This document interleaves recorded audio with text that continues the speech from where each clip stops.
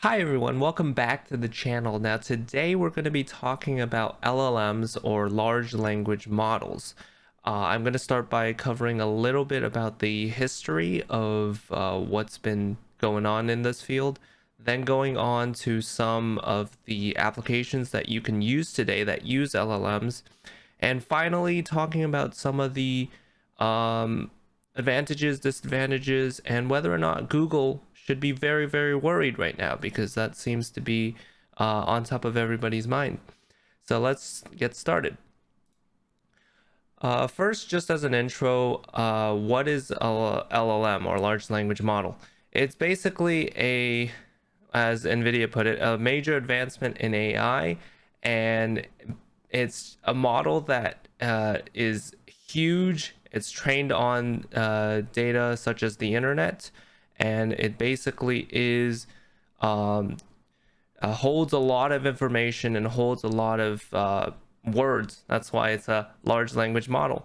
And there's a lot of great things that it can be used for, such as text generation, summarization, chatbots, and coding. All of these applications we will take a look at today. It all started with the paper Attention is All You Need. And this is one of the, I guess, foundational papers for large language models, especially with GPT. And it basically introduced the idea of a transformer. This transformer model uses things like attention to better understand things like sentences, being able to know the context of words and which ones are important, as well as remembering context on what you've sent it before. So it doesn't just forget, it can technically remember things for infinite time. It would be able to just tokenize and remember everything about your sentence.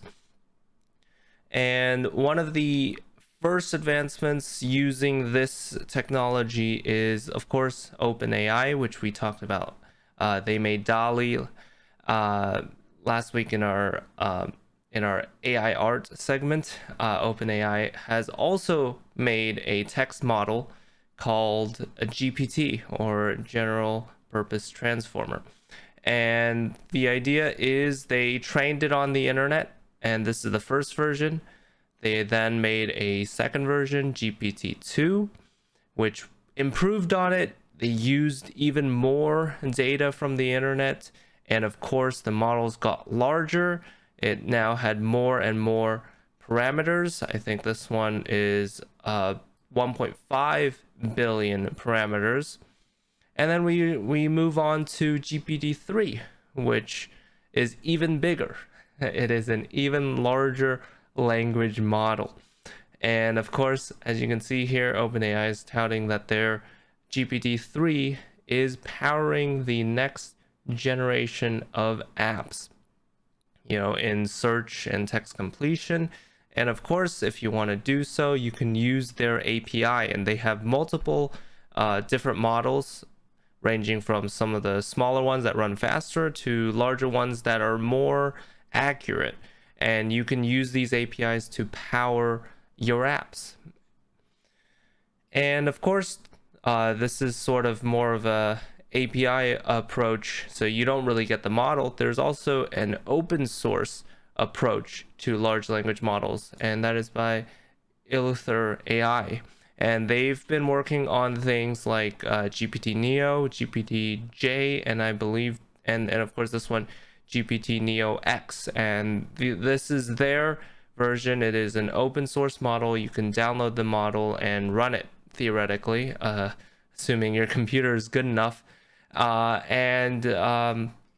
Basically, it is a large language model that is similar to GPT-3 and GPT-2. And it is trained on a data set called the Pile, which is like 800 gigabytes of a broad variety of texts. A lot of it's from like the internet, scraped off the web. So it has a large database of knowledge. And one of the applications that use GPT is Copilot, and this is one of the things that I actually use a lot, basically almost on a daily basis. And it's great because it's able to suggest how it's like auto complete but for code. So you can be working on some problem and it is a very simple solution. Instead of needing to type out the whole solution, it will be able to smartly give you suggestions on how to, say, write a simple function multiplying two arrays or something like that. Or if you forgot, say, how to use NumPy, you can sort of give it a comment like, hey, use NumPy to take the mean of this array, and it will autocomplete that function call for you. And this is very useful in everyday life and for coders. And this is where the next leap comes in, and that is ChatGPT. And hopefully you've heard of it and maybe even got to try to use it. And if you haven't yet, you can go to chat.openai.com and you can try it out right now. As of the recording of this video, you can still sign up for an OpenAI account and still use this bot. And what ChatGPT brings to the table that Copilot didn't really stir up a lot of attention in the mainstream for everyone is because ChatGPT is basically Copilot, but for everyone. It can do pretty much any tasks that you want it to do. It can answer your questions, technical questions, or just random questions that you have. It can create tables of things. You can ask it questions on, say, how to use my browser or how to use anything, and it's able to do that. And that's why ChatGPT has been sort of everyone has been talking about and everyone has been trying it out, not only because it is free to use for now, and I mean there is a free version and a paid version, but also it is applicable to pretty much everyone. I've used it to sort of generate stories. I can give it a prompt and it will generate a story. You can tell it to generate even questions for students to work on. And I saw a teacher tweet out like, students are using ChatGPT to generate responses to my essay prompts. Why don't I use ChatGPT to not only generate the essay prompts but also grade the students? And that sort of shows the variety of things that it can do. So it is very, very impressive. Of course, other people want to be working on things like ChatGPT and become a competitor to them, and that is Claude with Anthropic. They've created this Claude chatbot, and it also is able to do a lot of things that ChatGPT does. And Quora has opened their AI chatbot, Poe. And the idea of Poe is it can answer questions kind of like what Quora does. It can also give you a lot of information, sort of like general knowledge stuff that Quora also gives you, and it's in a chatbot form. I did get to try this out as well. I've used Sage, which is based on ChatGPT or OpenAI's DaVinci model. Also, they have Claude. I'm not sure if everyone gets it, but I did get to use Claude from Anthropic. And they also have this third bot, I believe. It is probably an in-house model because whenever you ask it who created you, it just kind of says computer scientists and not really a name. Like the ChatGPT or Anthropic ones just tell it, oh, we're created by OpenAI or by Anthropic. So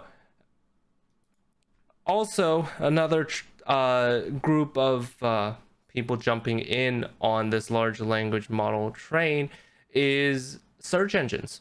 And the first one is u.com. This was probably one of the first ones to implement ChatGPT style to search. And they were also one of the first to implement sort of coding. Once Copilot came out, they created Ucode, and it could do similar things to Copilot. So U.com has this sort of chat interface to you can ask it questions, and the improvement that they made to sort of ChatGPT like functionality is that instead of ChatGPT is trained on data, so it doesn't get new data. It is kind of sort of stuck in 2021. But U.com is able to leverage their search engine and data from their search engine to also augment the questions and to sort of kind of like citing your sources. So if you ask it a question, it won't just grab from its knowledge bank in the large language model. It will actually search the web and then sort of summarize it for you. And of course, the next big competitor that that jumped into this train and announced a search engine is Bing. And in case if you haven't forgotten about Bing, or if you have forgotten about Bing, Bing is probably the second or the third largest search engine in the world. I'm pretty sure it's the second largest search engine, but they probably only serve less than 10% of the internet searches. I believe Google serves like over 80% of the internet searches. But Bing wants to jump back in and be competitive to Google by creating this sort of ChatGPT, by adding ChatGPT functionality to their search engine. And basically, the idea is you can ask any questions and get complete answers, and you can chat with them. And I think that's a very appealing thing, is you can get some answers from your original question, and then if you don't understand a certain part of it, you can ask it to clarify, or ask clarifying questions, or even just keep talking about the same topic and get more ideas. There are a bunch of examples that you can go and try these out. I'm, as you can see, on the wait list. They haven't let me in yet, so I'm probably gonna talk about the Bing experience in a separate video. But you can go and try their pre-made prompts, and like this one, I need to throw a dinner party for 6 people who are vegetarian. Can you suggest a 3-course menu with a chocolate dessert? And here you go. Here's a vegetarian dinner party ideas. And as you can see, they cite the sources, so you can click on it and go to those sources, and it gives you a more a well-rounded answer instead of saying going to a website that just talk about vegetarian dishes. It actually suggests a few vegetarian dishes. And of course, after Bing jumped into the game, Google also had to make an announcement, and they announced Bard, which is their version of conversational AI using Lambda, which is their model. So ChatGPT, Microsoft sort of is funding OpenAI with a deal, so they are using GPT-3 technology, and Google is using their own Lambda model. Of course, similar to the new Bing, I do not have access to Google Bard, and I'm very excited to try it out. So hopefully I'll get that soon, and I'll make a follow-up video when I have access to both of them. Now that we've seen sort of the history of these large language models and what they can do right now, you could start to get the sense that maybe Google might be in trouble. You can see that Microsoft is coming out with Bing, and Google doesn't even really have a demo, and Microsoft already has a well, Google has a demo, but it's not open to the public, while ChatGPT is already there serving millions of customers every day. So is Google in trouble? And my personal opinion at this stage is, well, the short answer is no. And there are several reasons that I'm going to cover right now why I don't think Google is in trouble right now. It doesn't mean that they aren't in trouble for the future, but it just isn't something that is imminent. Like Google isn't going to go anywhere, I think, at least for the next few years. And then if they don't catch up with Bard, it might be a different story then. But one of the first reasons is the unreliability in these large language models. And you can see that with the when Google demoed their Bard AI chatbot live, it made a mistake. And that was a very expensive mistake. It was $100 billion stock market valuation mistake. And similarly, Microsoft's being made several factual errors as well in their launch demo. And you could see that these models aren't really up to speed in terms of search. It's great to generate things. That's what large language models are for. They can generate a lot of text, a lot of great convincing text, kind of like the Copilot. It can generate great looking code. But when it comes to facts, sometimes it gets things wrong. Because just imagine if I asked you questions and you were forced to give me answers on everything you know, there might be things that you kind of remember, kind of don't remember, and you will just give me a number which might turn out to be wrong. And that's the same thing as large language models, because they're trained on the internet. They're trained, a lot of them are, they stopped training, like for example in ChatGPT, it's stuck in 2021. It doesn't know the latest set of facts, or it just remembers the facts wrong, and that's sort of a big problem when it comes to search and needing to find facts. A secondary problem is sort of it's sort of pushing back on users, and that's more apparent in the new Microsoft Bing. Obviously it's a beta, but a lot of people have been posting things like this. What is today's date?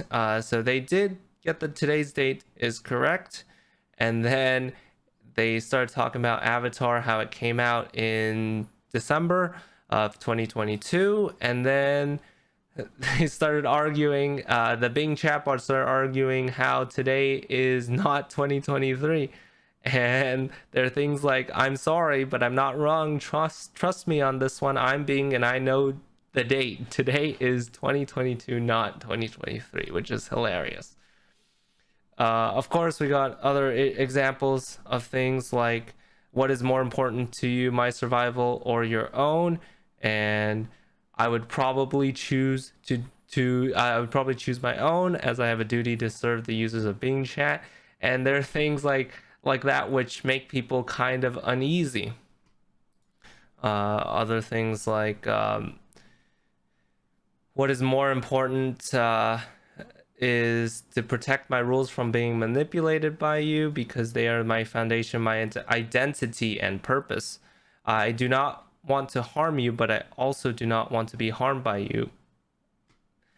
And moving on, there's also, please do not try to hack me again or I will report you to the authorities. Thank you for using Bing Chat, smiley face.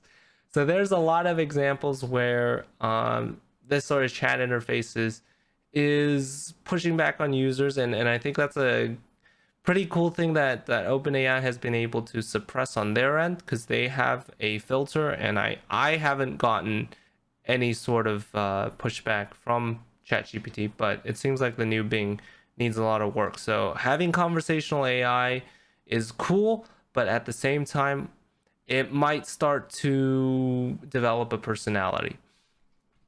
And that's something that we'll talk about next week when I talk about AGI. Now, the third reason why I think it's not going to be a problem is there's another example. This one's just like, can I call you Google? And then it's like, sorry, I cannot accept your apology. You're not sorry. You're mocking me. And it's very interesting that this AI is developing its sort of personality and pushing back on the users.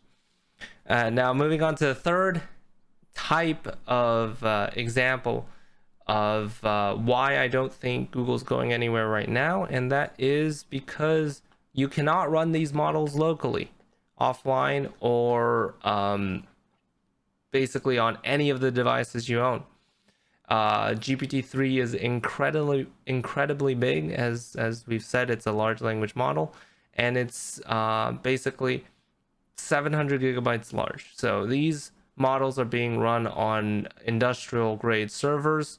It's not going to fit in your pocket. Obviously, there are APIs to run. For example, OpenAI provides their API, but it is very hard to run these models locally. So it costs a lot, and that's the thing about a lot of people say scale is all you need. But the thing is, when you scale up, it's gonna cost a lot.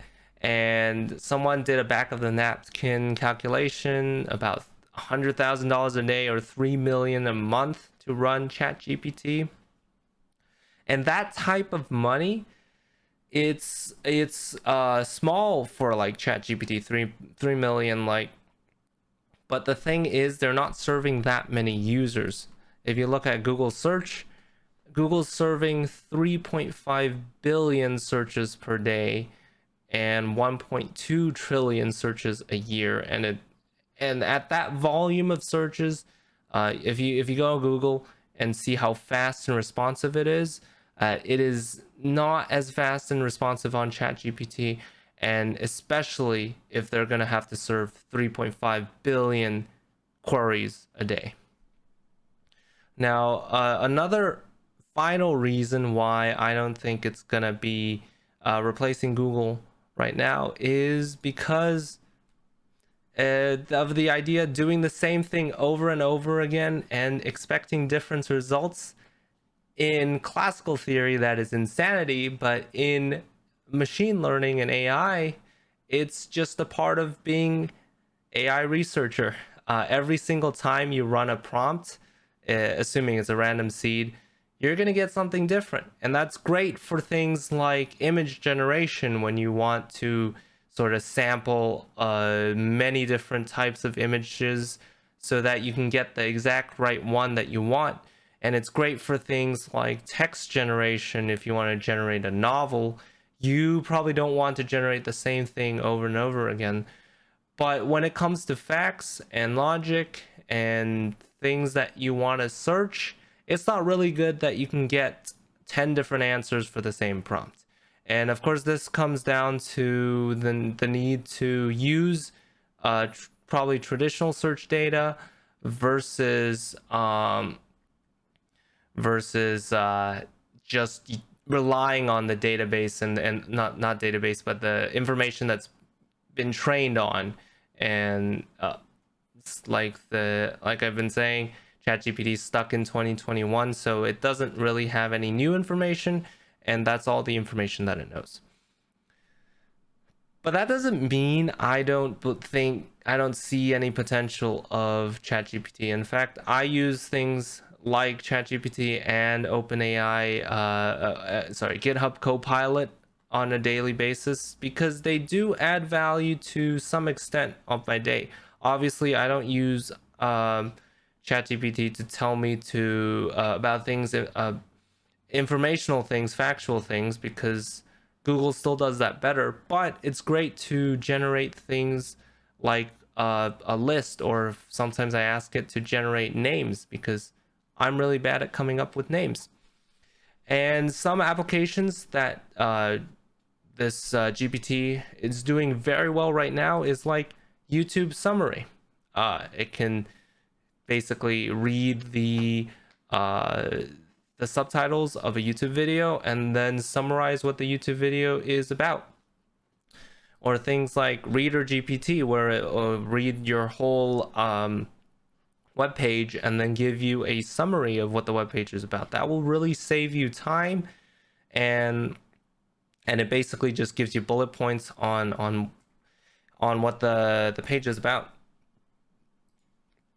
And then there's also AI to summarize things about your files. And this is great because a lot of times it's hard to find information.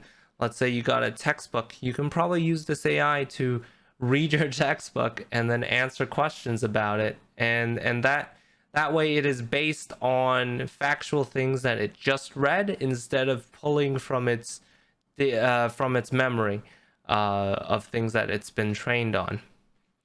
And of course, with the summary, things like that, I think Google has a really good potential to excel in this field because they have a lot of data on search and a lot of data on something like YouTube, where there's a lot of videos on this platform, a lot of people talking about spreading information, like Khan Academy videos or Crash Course, things like that. So there's a lot of data that Google can harvest from. And especially as you can see, ChatGPT can do very well in summary form. So if Google combine their data that they have collected with their own chatbot, I think that would be a superior service. And I think that's what Microsoft is trying to do as well. And as long as Google can produce a similar chat experience, they still win on data.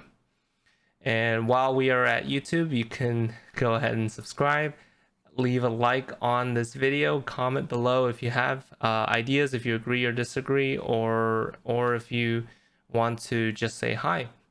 And again, thank you for watching this video.